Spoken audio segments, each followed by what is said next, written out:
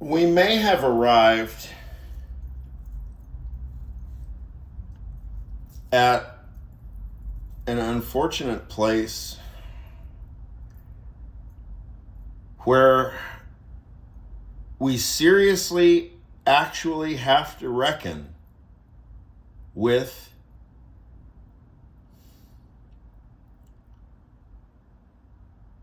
what I will call the Orwellian Marxian, so the Orwellian Marxian problematic.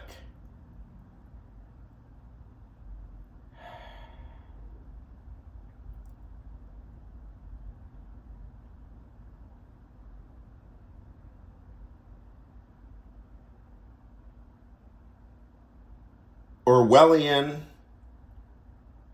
because of the propaganda slogans. Now, there are some slogans. Let me see if I remember one verbatim. I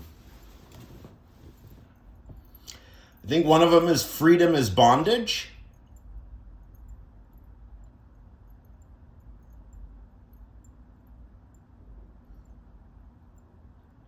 Orwellian. There are another two or three that are real zingers.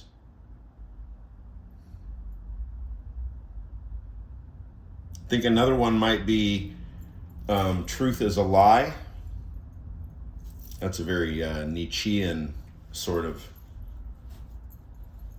flavor to that one. So it's Orwellian Marxian, right? Orwellian because of those propagandistic slogans. Marxian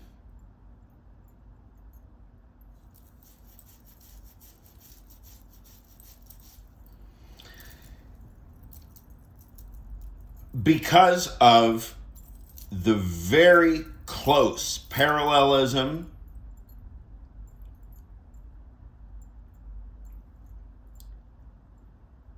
between the Orwellian propaganda slogans and Hegelian Marxian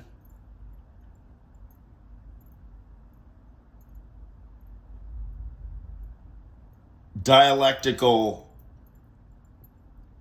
unfolding or development.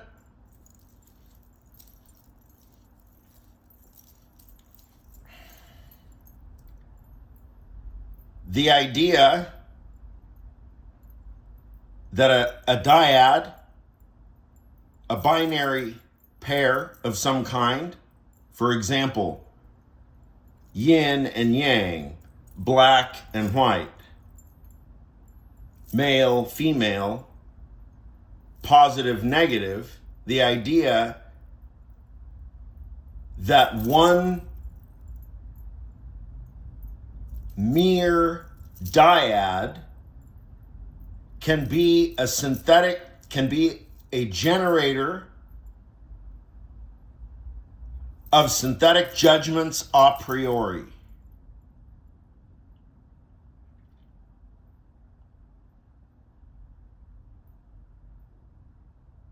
And of course,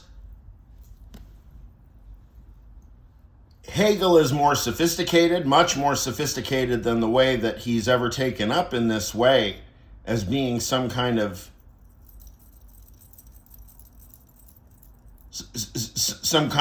polarity motion machine. Hegel is not a polarity motion machine.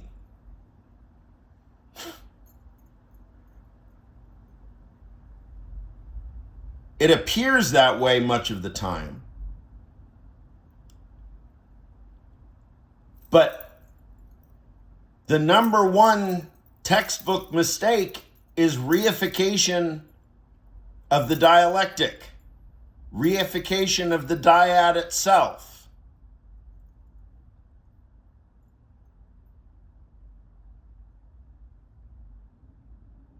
Every scholar of Marx and Hegel knows that.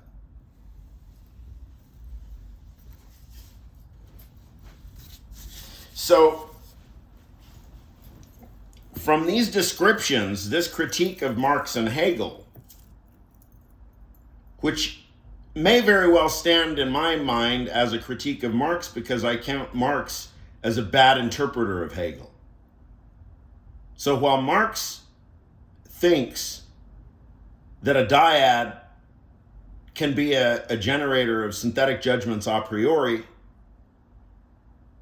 Hegel's never going to fall for such simple obstructions. I don't know. I mean, I don't have any special feelings for Hegel. Somebody can show me how I'm wrong. I mean, maybe Marx is right. I don't know. I mean, I can't particularly stand Marx as a writer.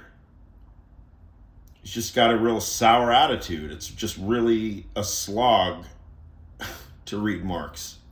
He's just like a really unhappy person.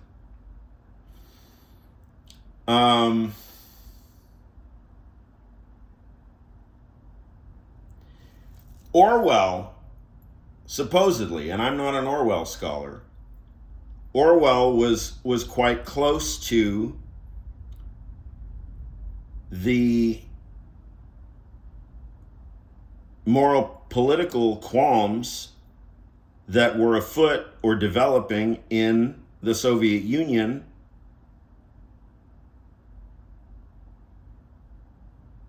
and supposedly 1984 was inspired in part by the kind of propagandistic party-oriented doublespeak where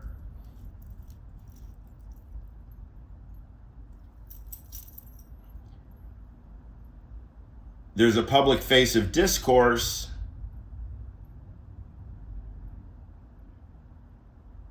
which turns into almost the exact opposite of concrete reality.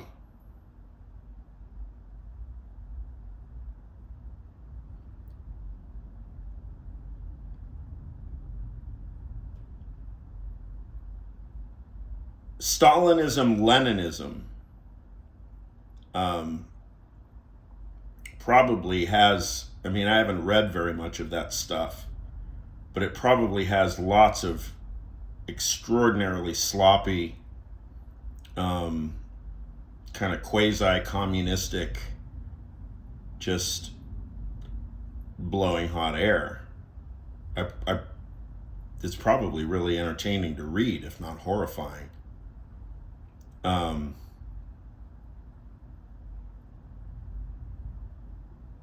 I mean, we could, let's take, for example, any famous example from Marx or from, say, like Lenin or Stalin about how the dialectical reversals happen.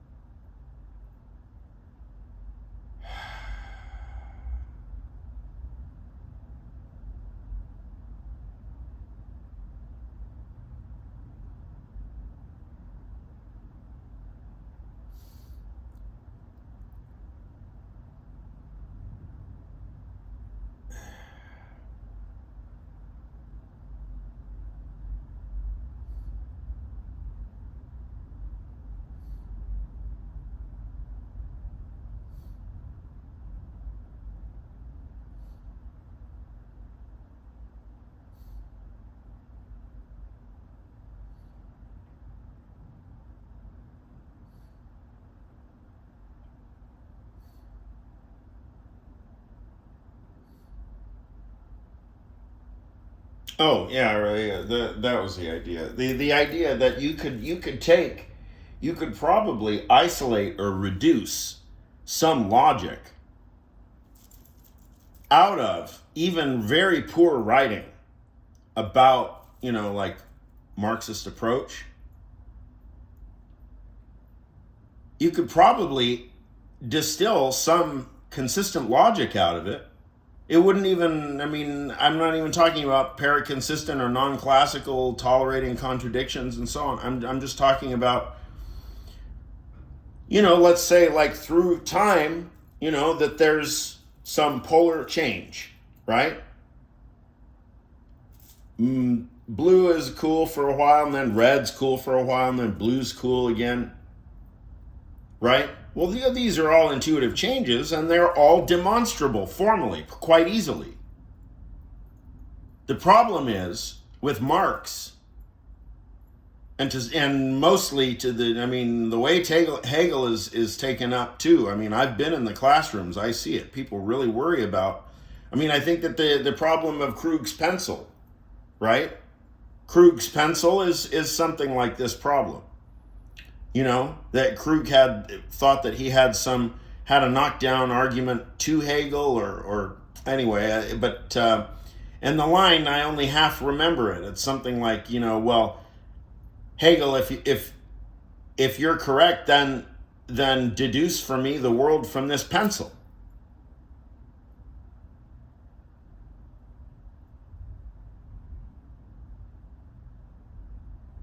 Now, you could do a facile, junior varsity, like Marxian version, or like bad Hegelian hermeneutic. You could just oversimplify and say, well,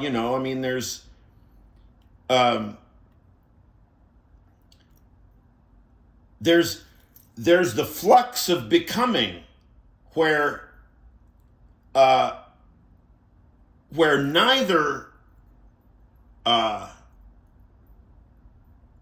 neither pencil nor not pencil are strictly true, because the flow of both truth values is almost perfectly uniform.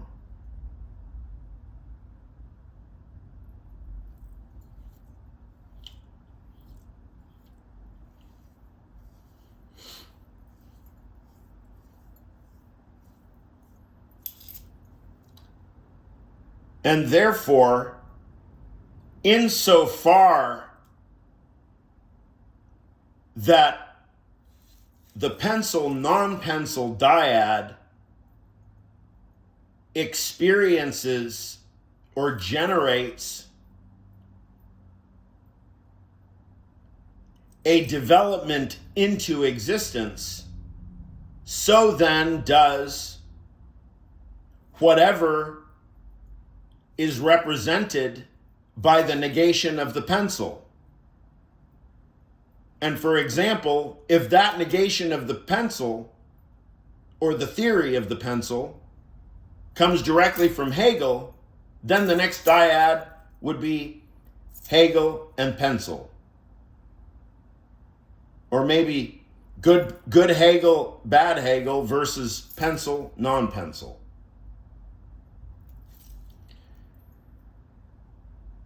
Now we can make whole chains of really creative looking, deductions, apparent deductions, simply by stringing together a bunch of dyads. And of course, they are all logically and empirically connected.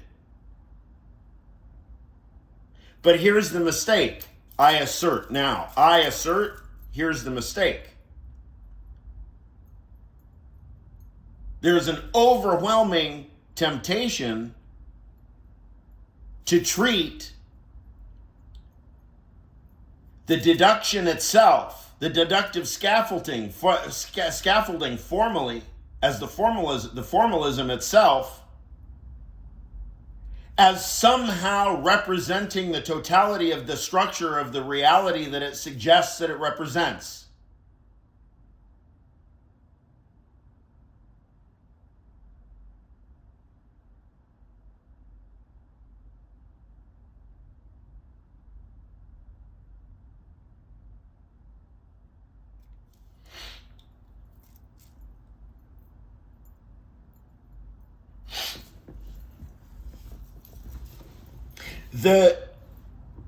If we speak Husserlian for a second, the idea is that the formal representation, let's say the formal schema on paper, according to Hegel, is elaborate. Let's say it looks like Proto-Begriffsschrift or something. But the structures, I mean, the characters are different because everything's dyadic. And Frege resolves those sorts of dyads axiomatically before the system even starts. So it'll look different, qua content, but nevertheless, the experience of the content will be the same. It'll just be experienced as another representation of the world that advertises some kind of impressive thickness, phenomenological thickness, when in fact, and that's the Husserlian part, it's actually phenomenologically thin.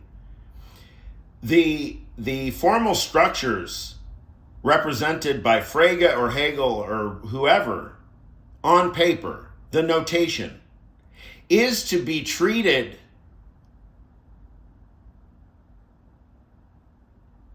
altogether as merely case examples of theory.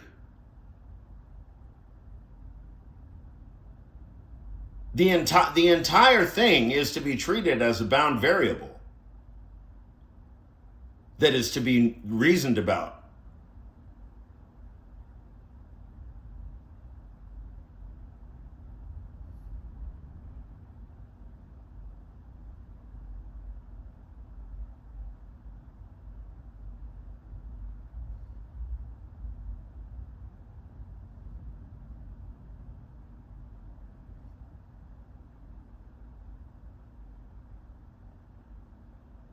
Freedom is not bondage.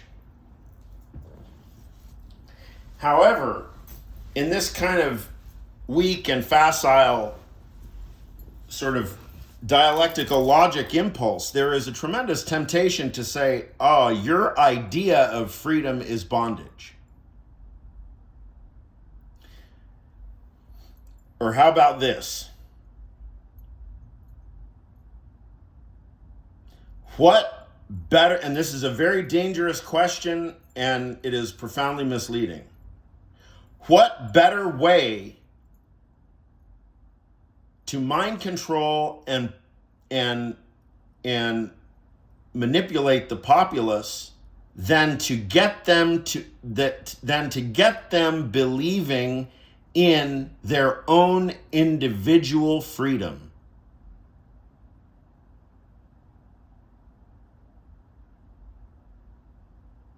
That question is thoroughgoingly Orwellian and absolutely fucked up because it leaves no space to breathe.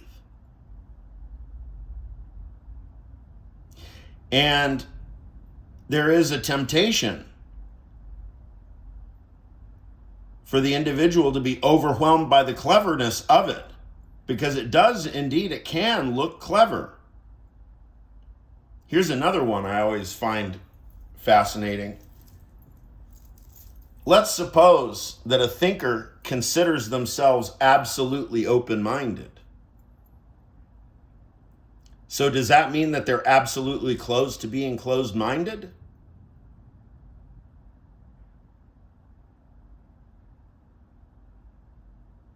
Now, these questions are utterly unfair to any thinker, including philosophers, because most likely they are very badly framed questions. I mean,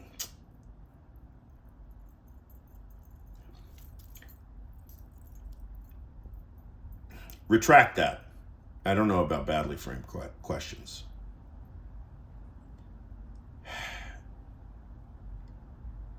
Every philosopher knows that it's utterly unfair to bring in Hegel, because either it's bad reasoning, it's something from a cosmic wish list, or something from a long lost childhood that one is trying to reintegrate with, And your psychoanalysts are gonna say that it represents some kind of regressive position, regressive to the infantile position, a kind of refusal to face conflict in the world.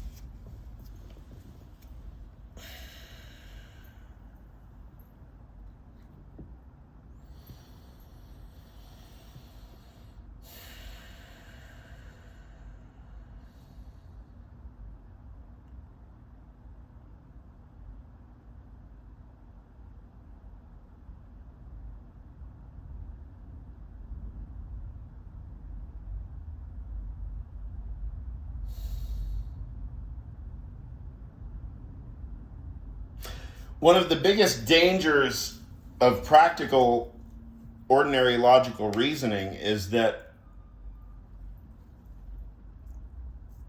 the world is full of people who are interested in being sophisticated for the sake of being sophisticated, and the result is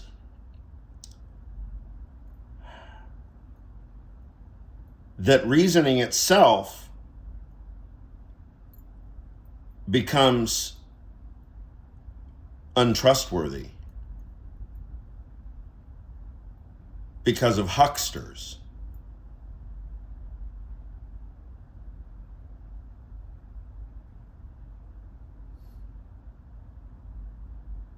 So what are you going to replace it with?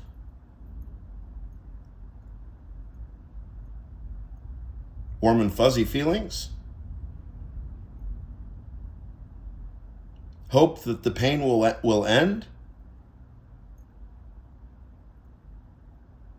Because scientific inquiry feels too close to the authoritarianism that you're trying to keep in check?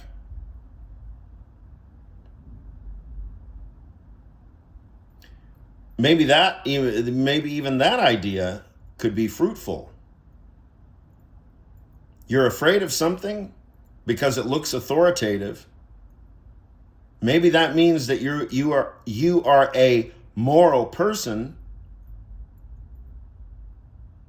and maybe that means that if you actually took advantage of some of that, that objectivity and use it to your own ends,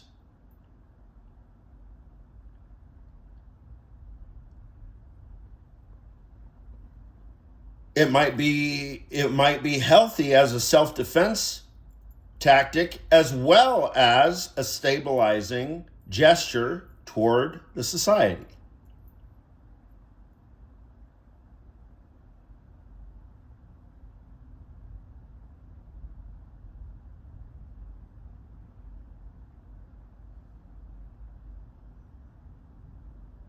So that's why I'm very wary of oversimplification in logic, because logic really lends itself to oversimplifications. You can listen to Graham Priest give a lecture on, let's say, on the thesis of noneism, Noneism, noneism, I think is the way it's pronounced. And you can sit there and listen to him talk for 2 hours about the various ways of conceptualizing the difference between being and non-being.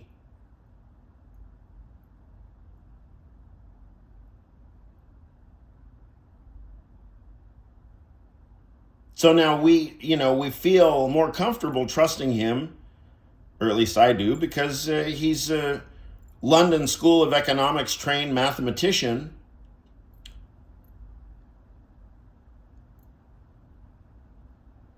And he's a massively innovative logician.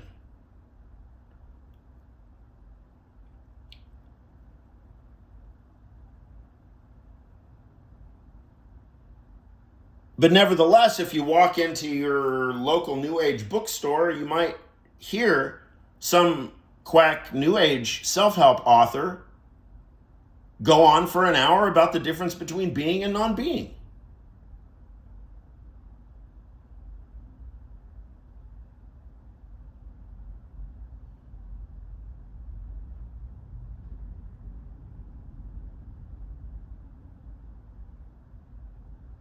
And there is a massive kind of overweight preponderance of charlatans in the world. And they may very well apparently be talking about subject matter that's even more relevant, that feels more relevant to you than any academic is capable of speaking. I always find that massively fascinating. That it's easier to trust a New Age charlatan than somebody who's literally thought about one problem for 20 years. It's always puzzled me. That has always puzzled me, sorry.